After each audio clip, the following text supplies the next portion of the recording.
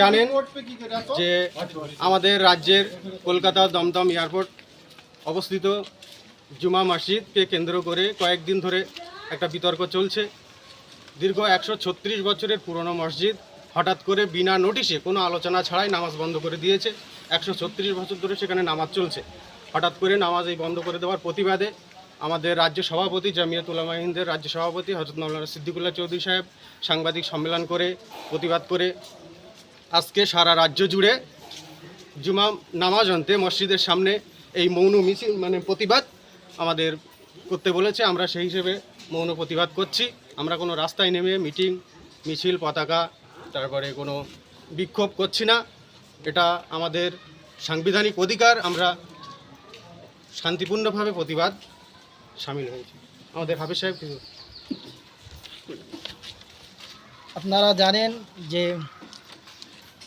আমাদের যে এয়ারপোর্টে যে মসজিদের বয়স 136 বছর, সেখানে সরকার বিনা নোটিশে নামাজ বন্ধ করে দিয়েছে। এর জন্য আমরা এই বাঁশঝাড়ি জামে মসজিদ মল্লিকপুর এখান থেকে আমরা প্রতিবাদ জানাচ্ছি যে অবিলম্বে ওই 7 নম্বর গেট খুলে দেওয়া হোক এবং মসজিদে পূর্বের ন্যায় আবার নামাজ চালু করা হোক। এটাই আমাদের এই মৌন প্রতিবাদ।